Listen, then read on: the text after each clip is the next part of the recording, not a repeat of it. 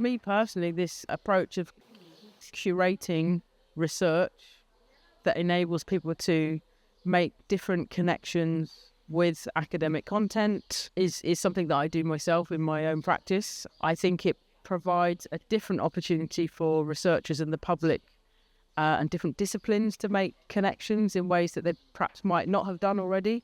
And that critical gaze from an outside audience often can bring new conversations into a space that perhaps, if it was purely a kind of academic presentation at a conference or an academic lecture, is very different way to engage and provoke thought and critical debate from a public audience. So there's something about how academic research is presented, and the curatorial element of how work is presented is critical. And I think behind the scenes, it looks that it might be really easy to put these things on, but actually there's a lot of thought and hard work and deep collaboration that goes on in pulling these kinds of exhibitions together.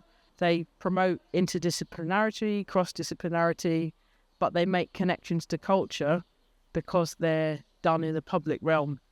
So for me, there's it's a way of working. I think what an exhibition can do is approach it from different angles. So I did research on that subject, but of course that's limited to my field as well. And I try to extend it from science to art, but still there are gaps to be filled, gaps about history, which I thought that I knew everything.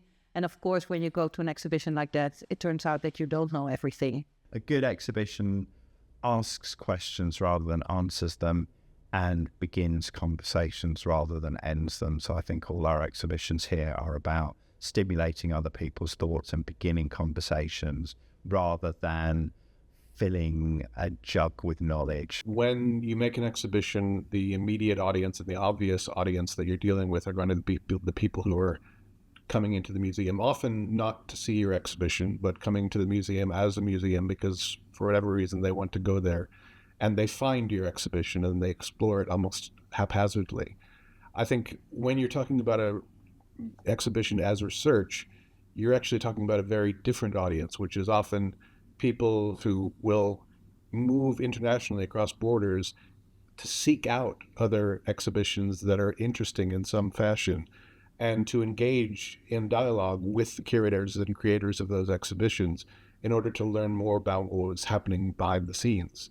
That aspect, that kind of engagement with other academics in a very pointed way, a very specific way, I think for me is what's most important about seeing exhibitions as a form of research. One of the other ideas that we've toyed with a bit here and that I always think is interesting is, does it have to then stop? Does the process of inquiry, the process of being interested in the topic, and we've experimented a bit in Wellcome Collection for a while with exhibitions that we deliberately thought the first opening was an essay rather than the final solution, and that could we carry on curating something that was open, which we learned was much more difficult than we could have imagined. But in terms of brains, certainly going back and thinking, is there a digital game that could emerge from this, or is there a different version of this exhibition that can go to another venue, or how can we build on this process? And I think that idea that, even though you've published it, reading your own publication can become the source for more work on the same topic is something that curation lends itself to, maybe. I liked it as a production, as a kind of graphic product. It was beautiful, and that kind of aesthetic nature gets you interested in things, and was something I was inspired by. The content of it, I think, produces something that you can't very well capture when you're working in normal academic formats like the article, because what it produced, which I think is similar to what exhibitions produce, is that you are more able to do a larger conceptual framework when you're doing an exhibition, because you have to make it clear to the audience. You have to create a kind of conceptual structure. At the same time, you're able to do a lot of different particularities, and you can say that as a slightly downgrading way that it has that kind of coffee table quality. But in terms of what inspiring to look at than the coffee table format of having pictures or objects that capture the imagination together with long captions. So not just a description of the object, but something that produces a thought. That is a very inspiring format, and it's something that allows you to see a lot of connections and thus produce different way to access the kind of thought complexes that research consists in. I think there are different definitions of research, and people are doing it in different ways. Different disciplines are doing it in different ways. Artists are doing it in a different way. And I think an exhibition can add to knowledge. And I think that's what research is about, to increase the knowledge of certain subjects. I think absolutely exhibitions need to be thought of as research output, both for academics and for curators. The value is more obvious if you're a curator because it's doing your job more obviously. But I think so often research is seen as being a written output, and actually good exhibitions are much more than a catalogue or a website or whatever, because actually it's about how the objects work visually in relationship to each other and how the whole experience builds on the text that is involved. An exhibition inevitably is so much more than the text because you can only write so much. And I think that whole process needs to be part of how they're understood. Most researchers still focus very much on traditional paper-based sources, but material culture, the reason museums are so powerful is because the material culture is a form of source material in itself.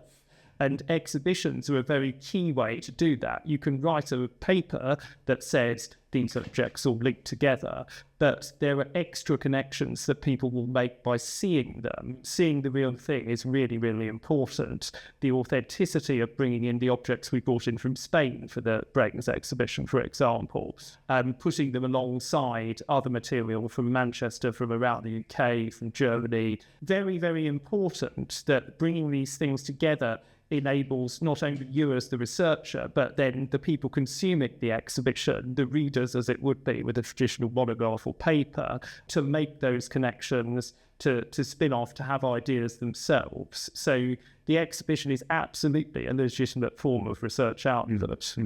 I think for me, I'm very well positioned, and I'm lucky in a way that my interest in anatomy allows it to sit in an unusual positioning, as in anatomy is a science predominantly based on visual observation. So it's reliant on images for the circulation of that knowledge. And I think what sometimes gets lost is that I've had a very traditional background in the making of traditional images as well as new media. And there's something that comes from actually the hands-on making of images that allows you to do, I guess, what you could call a close reading of the visual vocabulary. It's one thing to know images as a theorist, but it's another when you actually have to be involved in the making. There's a lot of invisible decisions that get done long before they become public. So I think as a research tool, being a maker of images allows a totally different perspective and actually opens up archives for a different sort of interrogation. And if you're able to convey that not only in just words, so you're taking that knowledge that you have through the hand skills, you're passing it through a theoretical sort of channel, but then it also allows you to convey it to a public in a different way as well. So there's a certain intelligence that comes through the image making that I think maybe that artists are now being embedded in academia has added that extra level to it. The idea of that exhibition is something that happens downstream after the research, that's true to an extent, in that we're feeding off, making use of a lot of different expertises, and the expertise that Anya Dabrowska would have in making her work, or the expertise that the neuroscientists would have. But it's definitely a research project in itself. You've got to think about how to bring those ideas together, form a structure that will make this subject engaging to a very, very broad public. There's a huge amount of research that goes into that process. And as I said, I think that process of research and curiosity and thinking about how to make this engaging is the same kind of curiosity that the visitors bring. And I think if they can sort of feel in the way the exhibition is put together, the curiosity and the excitement that you had in researching it, then that feeds through into the exhibition and resonates for the public. Arguing that exhibitions are a kind of research, it's not very easy to do if you have not made an exhibition. It's difficult to communicate something that has so much tacit knowledge and is so effective. I don't think that it's something that is easy to make a rational argument about. At the same time, the rational arguments are somehow a bit too obvious. Of course, when you make an exhibition, you find out at a very high speed so many things that could have taken somehow years of research, because you are completely on all the time. So you are searching for these links all the time in the past or in the present. That is somehow obvious to say, but it's also something quite different when you experience it. So that's why I think it's extremely difficult to somehow bring it together in a very rationalized way. So it lies somewhere between being enchanted by the exhibition process and between your brain and your body and your heart. So it's not an easy argument to grasp. Having an academic researcher helping us or leading the research and the exhibition can be enormously valuable. It's great to have somebody whose work is in the field of research, but actually, in your case, not particularly in the field of neuroscience or into the brain. In a way, it was a comparatively new subject to you. And I think that sort of freshness that brings is echoed by the fact that the audience are mostly coming to this fresh as well. And so there's a kind of shared interest, and the research that you put in to the exhibition is kind of reflected in the feel of the exhibition itself, and it gives the audience a nice way into it. And you're looking perhaps at artists who are thinking about brains for the first time. You're looking at that with fresh eyes.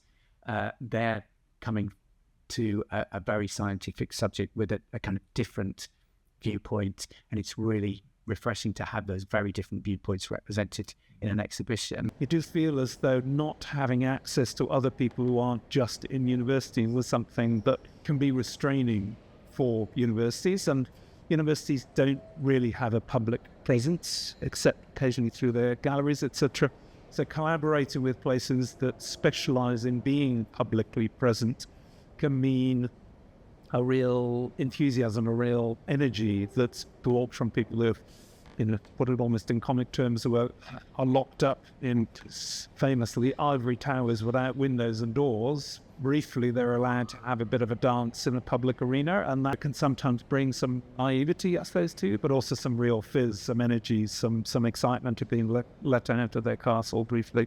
I knew at the same time as I was helping to develop Brains that in my immediate future, I would be curating another exhibition on a very similar topic, but always I was doing that, recognizing that I wanted to do something different from Brains, and that what I was doing. So Brains was constantly shaping the ideas that I had, if only because I knew I was trying to aim for something which was going to be somehow not covering exactly the same territory. Really interesting to have somebody who is applying their research expertise both to science as something not your core subject, but this is very much a scientific subject, and you're bringing a different kind of set of research skills to this field. I think that's enormously refreshing, and certainly makes us appreciate the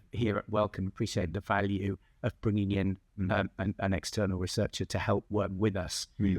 As long as that person has the kind of openness that I think that you brought to the table, it's a curiosity, I think, that you had about the subject, and that's what we want to engender in the visitors, and think it's a curiosity and openness that allows you to be as interested in what an artist has to say as in what a neuroscientist has to say.